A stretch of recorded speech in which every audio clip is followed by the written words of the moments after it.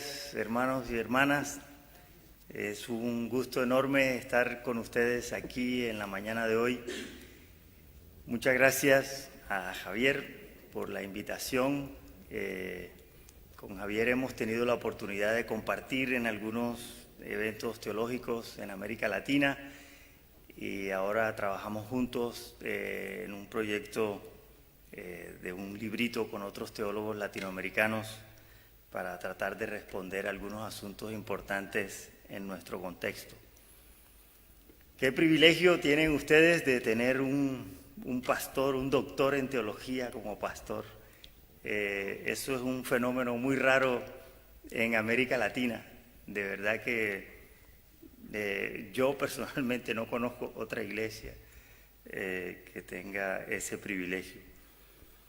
Bueno, yo soy de Colombia, del Caribe colombiano, de la costa norte de Colombia, y me da mucho gusto poder compartir con ustedes. Gracias a los chilenos por las peras, las manzanas, las uvas que nos llegan a Colombia de ustedes.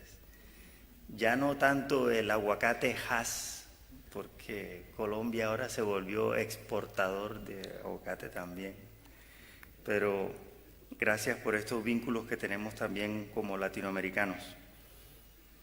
Como decía Javier, yo llevo algunos años trabajando este tema de la corrupción y bueno, uno termina siendo conocido como el experto en corrupción. Entonces, no siempre suena bonito eso en la hoja de vida de ninguno, pero así ha llegado a ser el asunto.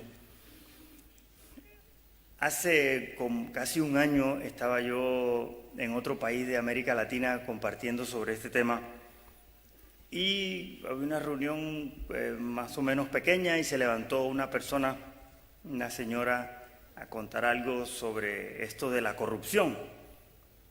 Y la señora dijo: miren, hermanos, lo que me pasó a mí. Llegaron un día a tocar a la puerta de mi casa para decirme que iban a cortar la luz, servicio de energía eléctrica, porque no había pagado. Y dice: pero ¿cómo va a ser que yo no he pagado? Y resulta que se le había olvidado pagar. Se le pasó la fecha y no pagó y venían a cortar la luz. Entonces le dice el funcionario: señora, venimos a cortar la luz. Y ella: ay, ¿cómo va a ser? Bueno, ¿qué vamos a hacer?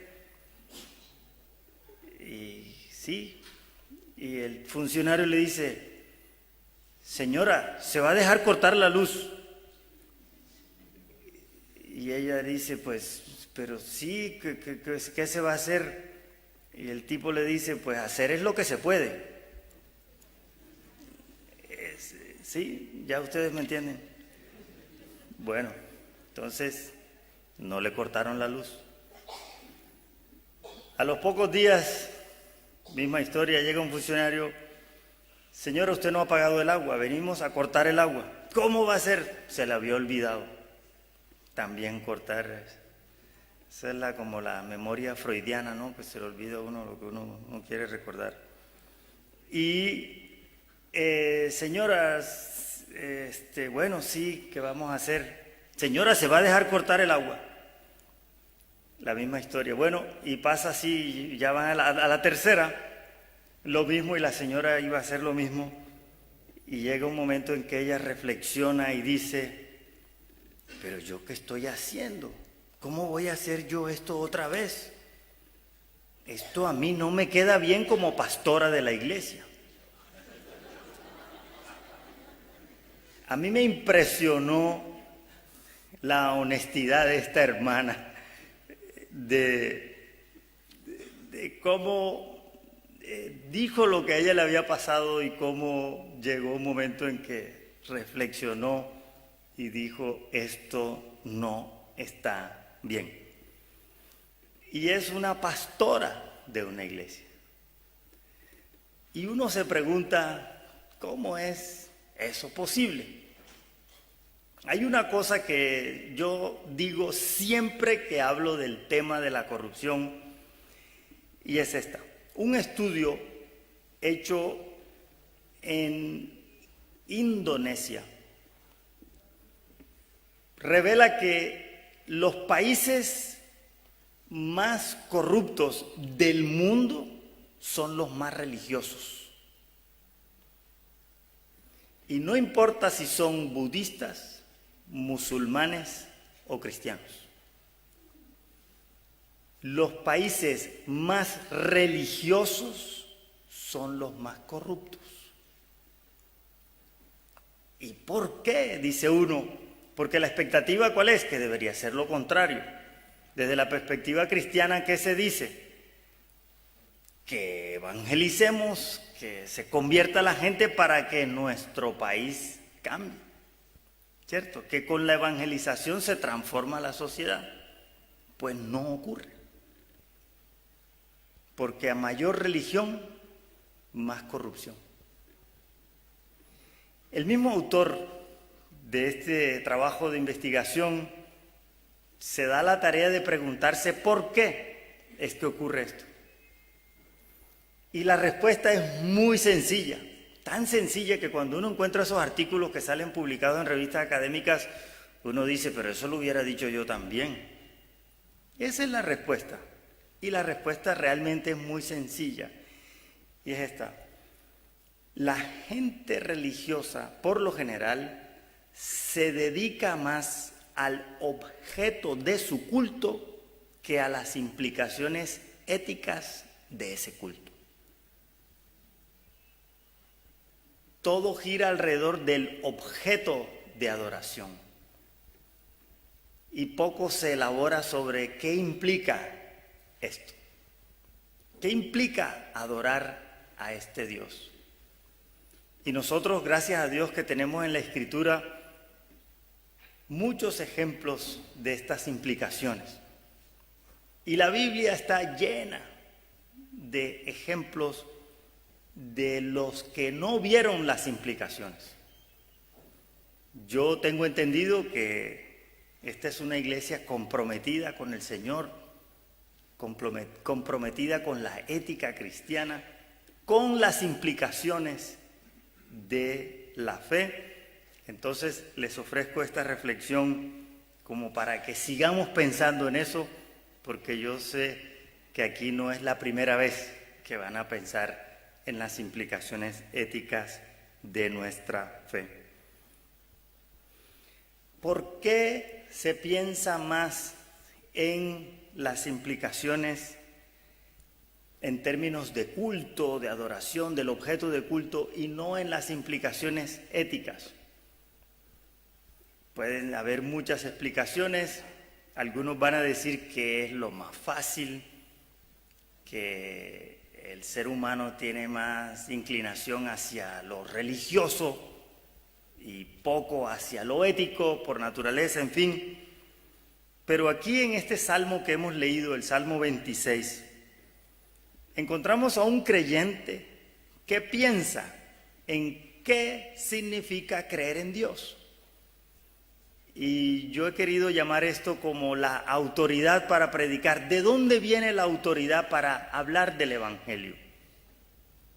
Nosotros en general pensamos que la autoridad viene de haber tenido un encuentro personal con Cristo, que la autoridad viene de la práctica de las disciplinas espirituales, y ese tipo de cosas serían las respuestas que daríamos normalmente. Cuando nosotros pensamos en la resurrección, que es la celebración del día de hoy, encontramos que hay toda una ortodoxia con respecto a la resurrección, ¿cierto? Y nosotros recordamos el texto de Corintios y lo que Pablo habla en Romanos sobre la importancia cardinal que tiene la resurrección. Si Cristo no ha resucitado, nosotros somos dignos de lástima, nuestra fe es vana, ¿no? Es decir, no tiene nada. También a veces pensamos en los discípulos de Cristo, la diferencia entre los discípulos antes de Pentecostés y después de Pentecostés, y siempre se toma el ejemplo de Pedro, ¿cierto? El Pedro impulsivo y después miedoso, al Pedro atrevido, predicador y todo eso, ¿qué le dio autoridad? Y nosotros decimos la resurrección. Yo quisiera establecer en la mañana de hoy una relación entre el Salmo 26 y Romanos 6, que habla también de la resurrección.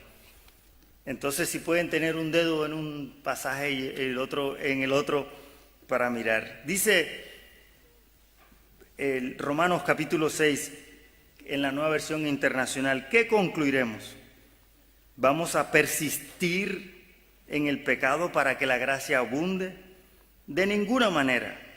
Nosotros hemos muerto al pecado.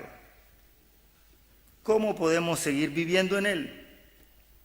¿Acaso no saben ustedes que todos los que fuimos bautizados para unirnos con Cristo Jesús, en realidad fuimos bautizados para participar en su muerte? Por tanto, mediante el bautismo fuimos sepultados en él en su muerte, a fin de que así como Cristo resucitó por el poder del Padre, también nosotros llevemos una vida nueva. Para el apóstol Pablo, la resurrección está asociada a la vida nueva.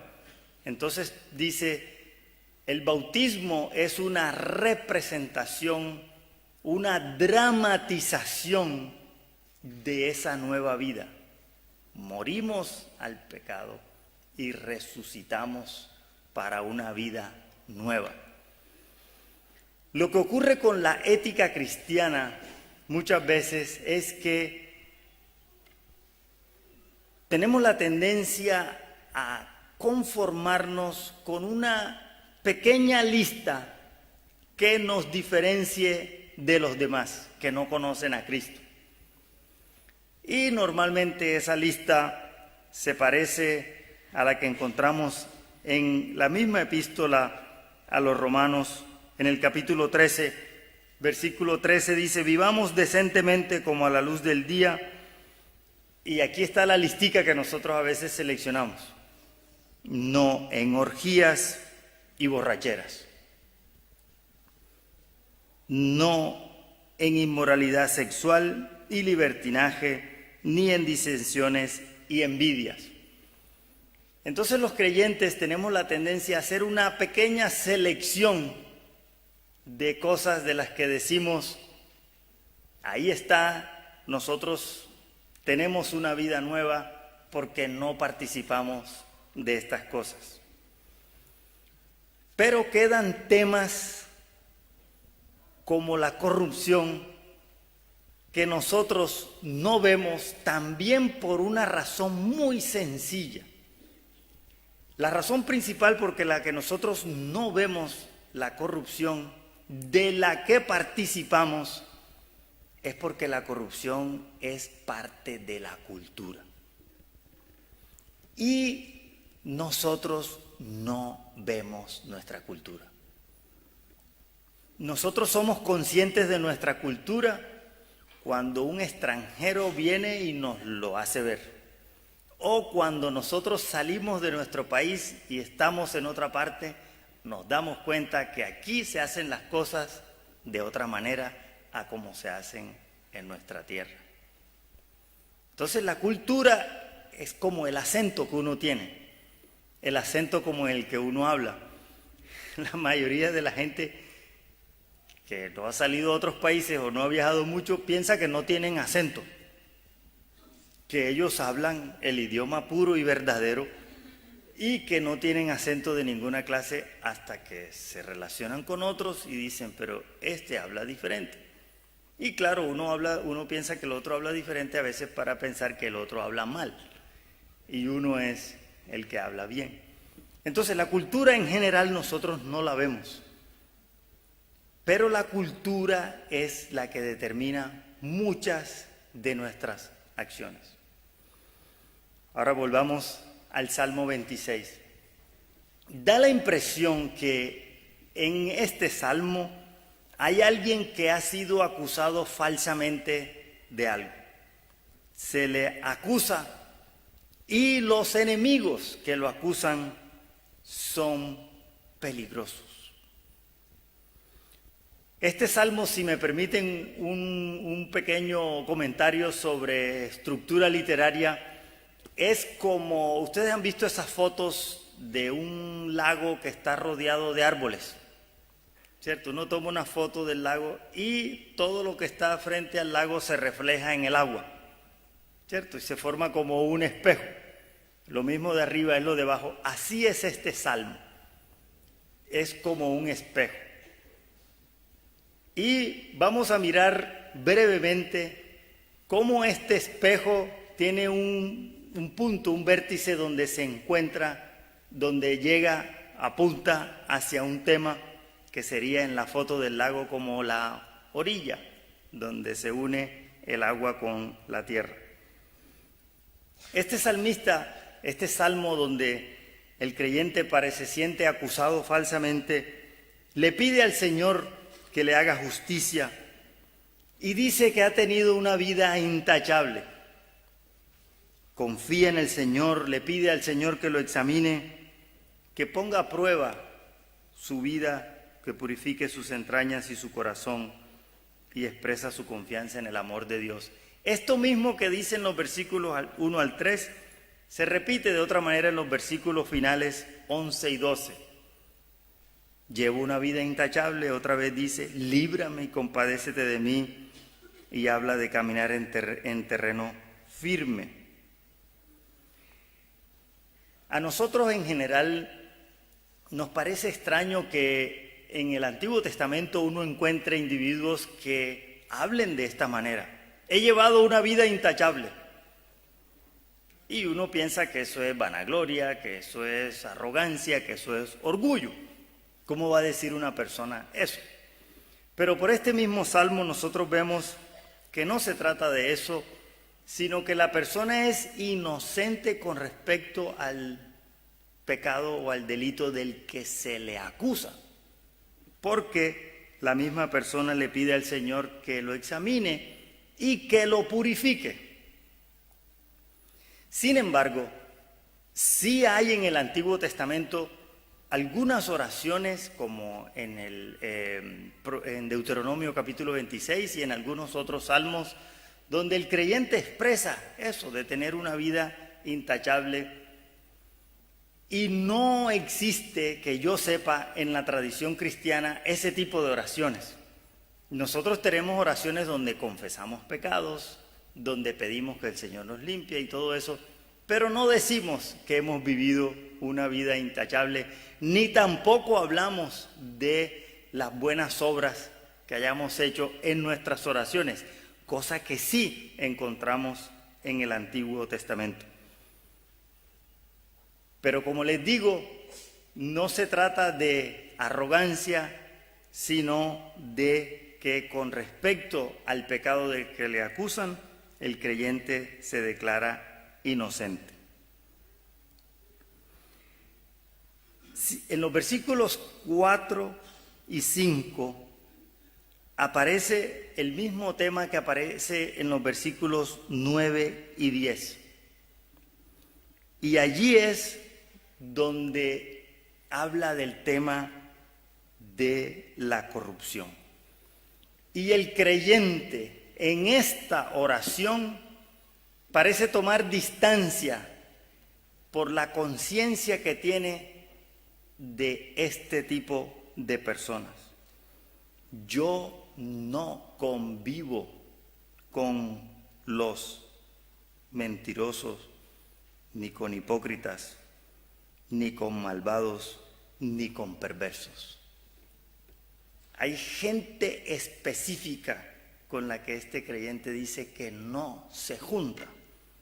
Y en el versículo 9 dice, en la muerte no me incluyas entre pecadores y asesinos, gente que tiene las manos llenas de artimañas y sobornos. En este estudio de la corrupción, una conclusión a la que yo he llegado es que la corrupción trae principalmente tres cosas, que son atraso, pobreza y muerte. atraso. Todo lo que se roban de la corrupción nos atrasa como país. Y los países se demoran años en recuperarse de ese atraso. La corrupción trae pobreza cuando, pongamos el ejemplo, los recursos de la educación se los roban. El dinero que se roban de la educación significa que resultan profesionales mediocres, que no pueden competir en un mundo laboral que es cada vez más competitivo.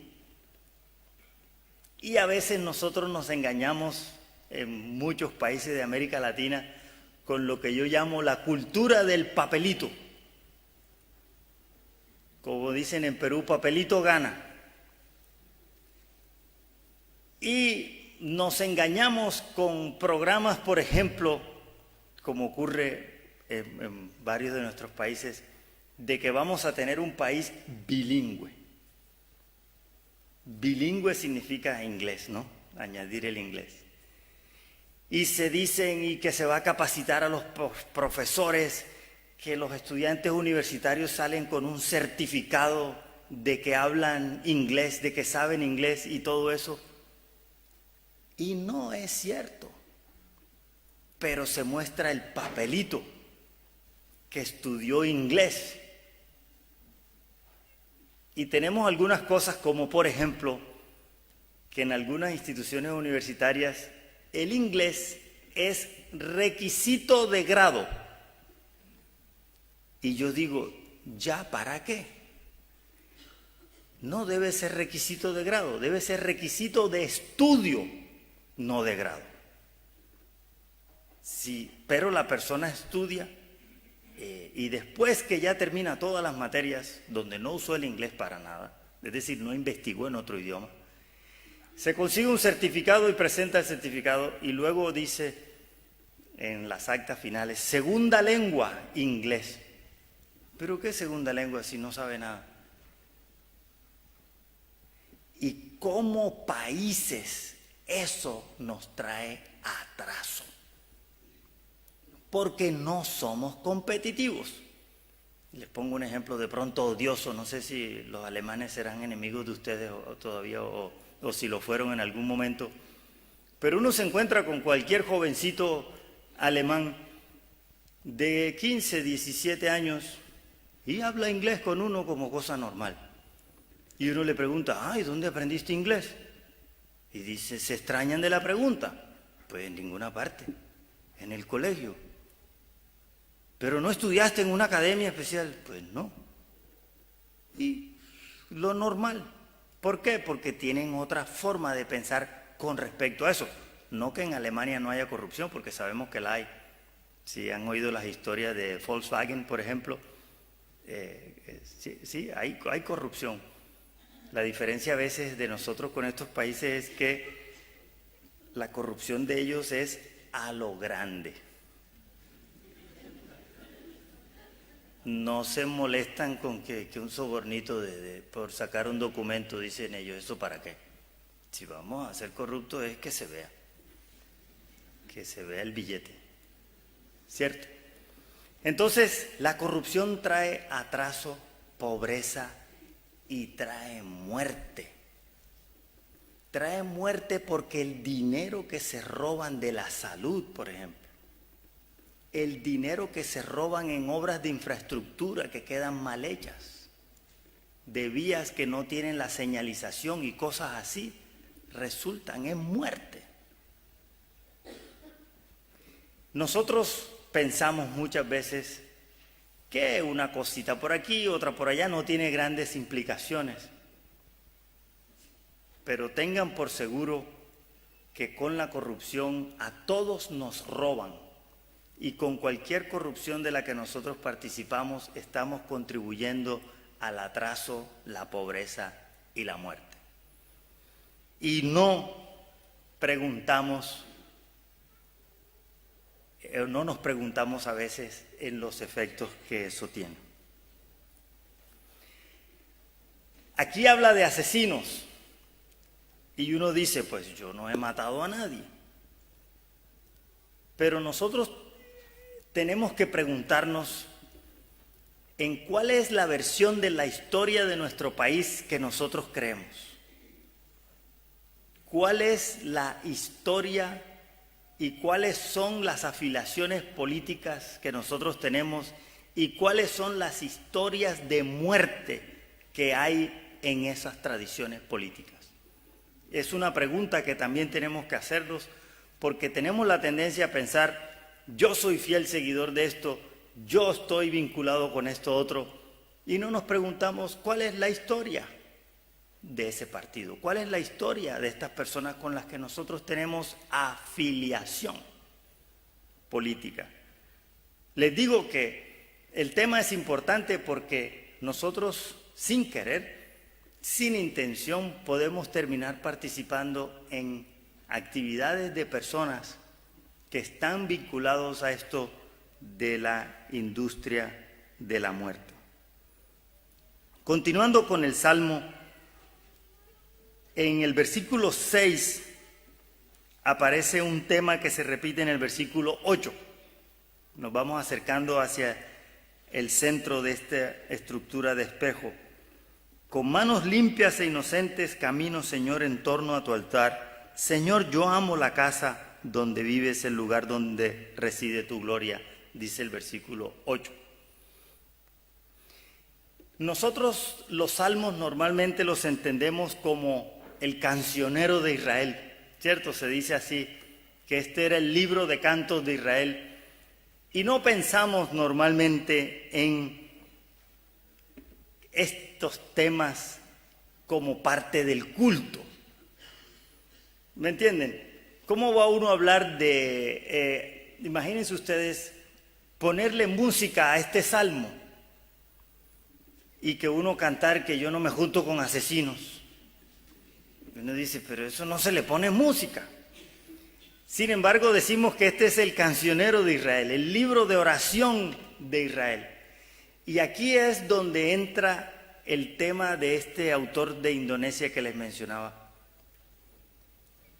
En los salmos, en el culto bíblico, los temas de la ética hacen parte del culto, hacen parte de la oración. Si alguien se siente incómodo diciendo, he vivido una vida intachable, por lo menos el recitar este salmo en el culto y decir, no me junto con estas personas. Y declarar, Señor, yo no participo de actividades con personas que se dedican al soborno, a la muerte. No participo de ese tipo de cosas. El declarar eso en el culto, en presencia de los hermanos, nos compromete delante de Dios y también con nuestros hermanos. Y menciono esto porque este creyente, aun si no está físicamente en un templo, en un sitio de culto, allí es donde se imagina que se hace esa oración. En la Biblia no se separa culto de ética, están juntos por todos lados. Y el creyente tiene la oportunidad en el culto de expresar su oración con respecto a estos temas. Y finalmente llegamos al versículo 7, que es el centro del Salmo. Y por eso es que yo he pensado que este Salmo se puede leer como con la pregunta, ¿qué es lo que le da al creyente autoridad para hablar la palabra de Dios? Nosotros podríamos decir en un domingo de resurrección que cree que Jesucristo ha resucitado, que tiene el Espíritu de Dios. Pero la pregunta a la que este Salmo nos invita a hacernos es, ¿qué significa para la vida que Cristo ha resucitado? Y el apóstol Pablo dice que hemos muerto al pecado y vivimos una vida nueva que hace Cristo posible en nosotros. Entonces el versículo 7 dice, proclamando en voz alta tu alabanza y contando todas tus maravillas. Miren ustedes que de este salmo, probablemente el versículo 7 es al que muchos cristianos le pondrían la música. Los versículos 6, 7 y 8. Y hablaríamos que camino en torno a tu altar, que canto tu alabanza, amo la morada donde tú vives, pero estas palabras están rodeadas, estas palabras que son el centro del Salmo, tienen a ambos lados el tema de los corruptos. Eso es lo sorprendente para mí de este Salmo y de muchos otros textos en la Biblia, que no separan una cosa de la otra. El estudio de que los países más corruptos son los más religiosos se refleja cuando nosotros, al encontrarnos con este salmo, en el culto leeríamos los versículos 6 al 8. Y no diríamos que los otros no. ¿Por qué? ¿Qué pensamos nosotros con respecto a eso? No, pero es que necesitamos algo que sea bonito, ¿cierto? Necesitamos leer un salmo que anime a la gente, que lo ayude. Esta es la palabra de Dios, ¿cierto? Nosotros no tenemos derecho a cambiarla, a andar haciendo copiar y pegar y sacar y decir esto no y esto sí. Este es el salmo completo, que así como dice, amo Señor tu morada, quiero proclamar tu palabra, también dice, y no me junto con corruptos, no me afilio con asesinos, no ando con gente que tiene las manos manchadas de sangre y no participo de los negocios de estas personas. Eso es la manera como el salmista entendía la integridad de la que habla al principio y al final el Salmo. Y me parece que siguiendo el consejo del apóstol Pablo, que lo dice en 1 Corintios capítulo 10 y también aquí en la carta a los romanos, que estas cosas de las que hablan la Sagrada Escritura, que para Pablo es el Antiguo Testamento, nos sirven a nosotros de ejemplo para que no cometamos los mismos errores y también para que aprendamos de cómo el pueblo de Israel experimentó la alabanza al Señor. Nosotros en este tema de la corrupción participamos de diferentes maneras. Yo he llegado a la conclusión con respecto a este tema que cada uno roba según sus posibilidades. Que cuando resultan los grandes escándalos de corrupción es porque eso fue lo que pudieron robarse. Y robaron bastante porque pudieron robar bastante. Y de pronto otros es que no hemos tenido la oportunidad. Y por eso las cositas pequeñas de las que participamos y aquí allá nadie se entera porque nosotros no somos famosos ni hacemos delitos tan grandes.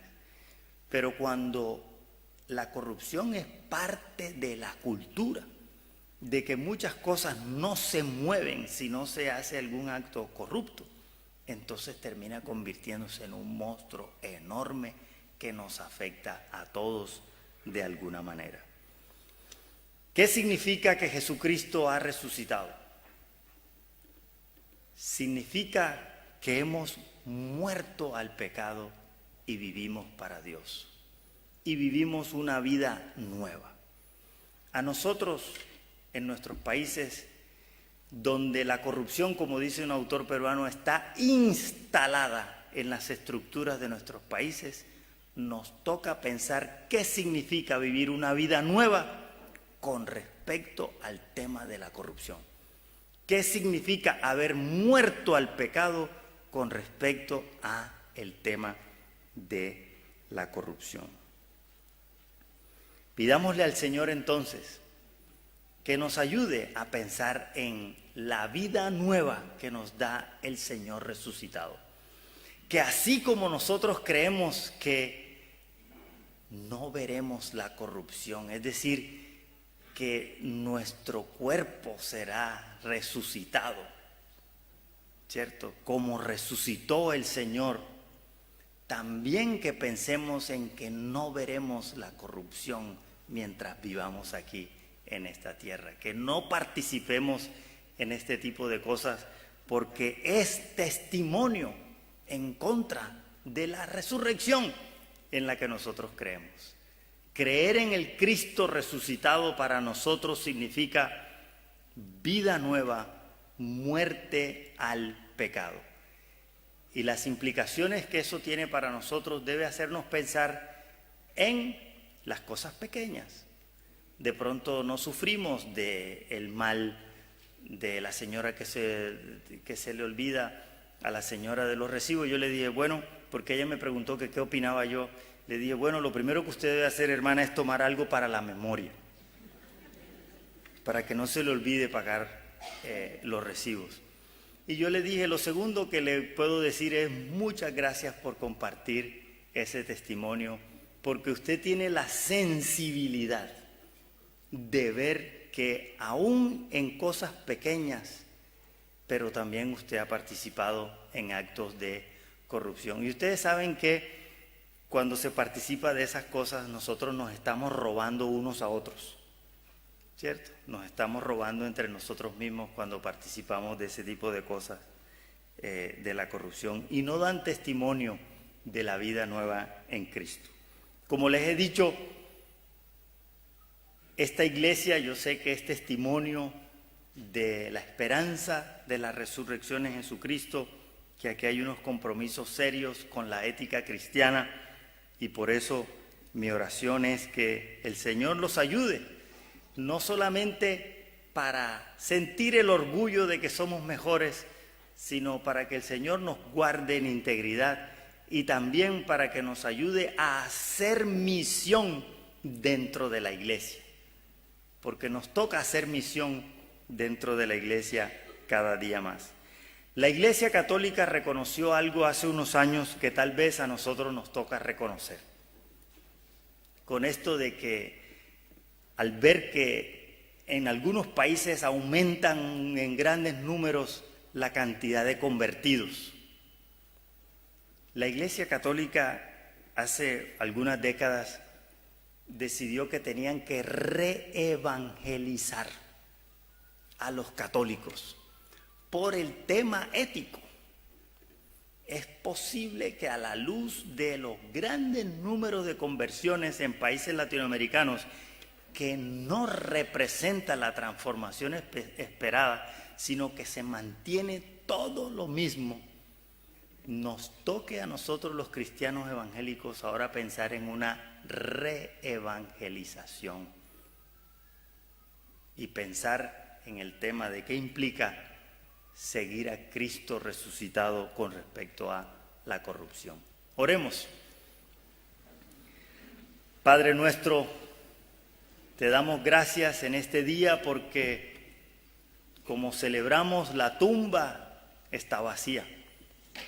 El Señor resucitó y por eso decimos aleluya, gloria a Dios. El Señor vive y ha resucitado nuestra esperanza para esta vida y la vida eterna. Señor, pedimos que nos ayudes a cada uno de nosotros en nuestra cotidianidad a preguntarnos de qué manera nosotros participamos de la muerte, porque el apóstol dice, hemos resucitado, hemos pasado de muerte a vida en Cristo. Guárdanos, Señor, de participar de todo acto de muerte. Ayúdanos a caminar a cada uno en integridad y dar testimonio de que el Señor ha resucitado. Te bendecimos y te alabamos por tu bondad con nosotros, por tu paciencia, Señor, que tú proveas para todas nuestras necesidades, en el nombre de Cristo nuestro Señor. Amén.